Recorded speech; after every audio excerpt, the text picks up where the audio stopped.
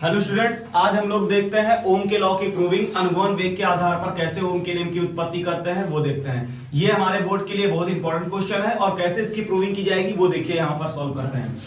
अनुगमन वेग के आधार पर ओम के नियम की उत्पत्ति कैसे करनी है। अगर हमारे पास कोई भी चालक पदार्थ है, कोई भी कंडक्टर है, तो हमें पता है कि अगर कोई कंडक्टर पदार्थ है तो उसमें हमारे पास फ्री इलेक्ट्रॉन्स होते हैं, मुक्त इलेक्ट्रॉन होते हैं। जो मुक्त इलेक्ट्रॉन हमारे किसी चालक पदार्थ में होते हैं वही करंट को फ्लो करवाने का, मतलब करंट को, धारा को बहने का मुख्य कारण होते हैं। अगर हम ये कहें कि हमारे पास ये कोई चालक पदार्थ है जिसमें एक सिरा क्या है P मान लिया गया और दूसरा क्या मान लिया गया है Q, तो अगर हमारे पास दो सिरे हैं और जो मुक्त इलेक्ट्रॉन है वो चित्र में देखिए P से Q की ओर फ्लो कर रहे हैं और हमने मान लिया कि इस चालक पदार्थ में इलेक्ट्रॉनों के नंबर कितने हैं N। ये चालक L लंबाई का है और एरिया कितना है कैपिटल A।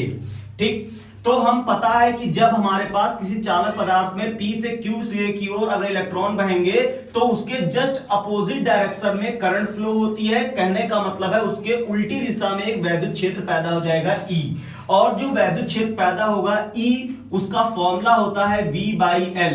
इसे हम विभव प्रवणता पोटेंशियल ग्रेडियंट के अनुसार लिख सकते हैं, कैपिटल E = V/L। अगर हम इसे इक्वेशन नंबर 1 मान लें, क्योंकि इस चालक के अंदर जो वैद्युत क्षेत्र पैदा हुआ है वो E = V/L है। अब जब इलेक्ट्रॉन P से Q सिरे की ओर जा रहा है तो हमें यह भी पता है, we know that, हम जानते हैं कि E = F/e। ये फॉर्मूला होता है फोर्स में और वैद्युत क्षेत्र की तीव्रता में संबंध, E = F/q। लेकिन यहां पर इलेक्ट्रॉन है इसलिए हमने क्या लिख दिया है, small e।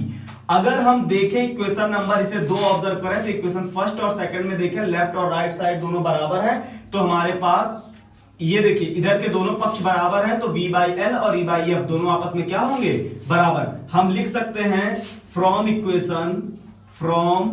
Equation first and second, V/L किसके बराबर, F/e के, और E को इधर भेज दे तो F की वैल्यू होगी V × E/L, और हम जानते हैं F बराबर ma होता है न्यूटन के लॉ के अनुसार, इसलिए F की जगह ma लिख दिया। ma = V × E/L। m को नीचे भेज दे तो a की वैल्यू आएगी V × E/ml। ये हमने एक्सेलरेशन त्वरण निकाल लिया। ये हमारे पास जब एक्सेलरेशन हो गया तो हम देखते हैं कि जब किसी चालक पदार्थ में, किसी कंडक्टर में इलेक्ट्रॉन P से Q सिरे की ओर जा रहे हैं तो उसमें अनुगमन वेग होगा, ड्रिफ्ट वेलोसिटी, और अनुगमन वेग का फॉर्मूला होता है Vd = प्रारंभिक वेग, इनिशियल वेलोसिटी, प्लस इलेक्ट्रॉन के वेग में जो वृद्धि हुई है वो लिखते हैं a × टाउ, जहां टाउ को हम लोग श्रांति काल कहते हैं, रिलैक्सेशन टाइम। तो अनुगमन वेग का ये हमारे पास फॉर्मूला है, u = a + τ2। a जो है उसे हम लोग प्रारंभिक वेग कहते हैं और ये जो है इसे हम कहते हैं इलेक्ट्रॉन के वेग में वृद्धि, इलेक्ट्रॉन के वेग में वृद्धि, जहां पर टाउ को हम लोग कहते हैं श्रांतिकाल। तो देखिए अगर हमारे पास ये चालक पदार्थ है तो उसमें इलेक्ट्रॉनों के नंबर कितने हैं, n। तो हम एक इलेक्ट्रॉन के लिए अगर लिखें तो u + a τ लिखेंगे, ऐसे n इलेक्ट्रॉनों के लिए लिखेंगे अनुगमन वेग तो हम Vd = इस तरह से कुछ लिखेंगे, u1 + a τ1, u2 + a τ2 और u3 + a τ3 dash dash dash un + a τn। और हमें अनुगमन वेग का एवरेज मतलब औसत निकालना है, तो कितने नंबर ऑफ इलेक्ट्रॉन है, n, तो हमें n से ही क्या करना पड़ेगा, भाग देना पड़ेगा। अब देखते हैं Vd = u1 u2 u3 सबको एक साथ लिखते हैं, u1 + u2 + u3 dash dash dash un/n, और a τ1 a τ2 a τ3 सबको एक साथ लिखते हैं, लेकिन a को क्या करते हैं, कॉमन लेके। अब बचा τ1 + τ2 + τ3 मतलब τ1 + τ2 + τ3 डैश डैश डैश τn/n। अब देखिए ये जो हमारे पास वेलोसिटी निकल के आई u1 + u2 + u3 dash dash dash un/n, ये जो एवरेज मिला है इसे हम कहते हैं औसत ऊष्मीय वेग। इसकी वैल्यू हमेशा क्या होती है, 0। ये क्या होगा, 0।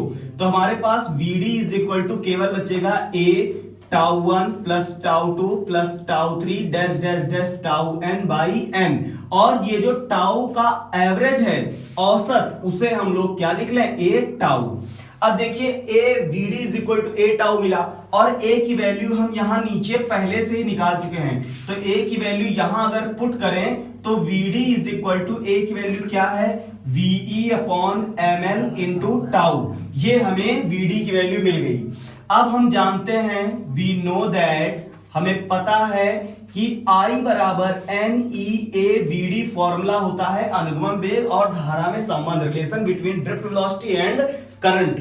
तो हम वीडी की वैल्यू देखिए ऊपर लिख चुके हैं, ये वीडी की वैल्यू इस इक्वेशन नंबर 3 में क्या करेंगे, पुट करेंगे। लिख दें, putting the value of VD in equation 3, तो I is equal to N E A और वीडी की वैल्यू क्या है, capital V E tau upon M L. अब ये v जो है वो हम I के नीचे लेकर आए, तो I upon V is equal to E और E हो जाएगा n into E square A tau upon M L. अब अगर हम इसको ऐसे पलट दें तो v upon I is equal to M L upon N E square A tau मिलेगा। जहां पर वेयर हम लिख दें, जहां M L upon N E square A tau जो है उसे हम कैपिटल आर मतलब कांस्टेंट कहते हैं। तो जहां पर M L upon N E square A tau लिखा है, अगर हम वहां कैपिटल आर लिख दें तो v upon I is equal to capital R, अगर आई को उधर भेज दे तो v बराबर आई आर, हमें प्रूफ होकर मिला। ये था हमारे ओम के नियम की प्रूविंग। ए अनुगमन वेग के हम लोगों अनुगमन वेग के आधार पर ओम के नियम की उत्पत्ति कर ली है। ये क्वेश्चन इंपॉर्टेंट है और हमें ज्यादा से ज्यादा नंबर देकर जाएगा।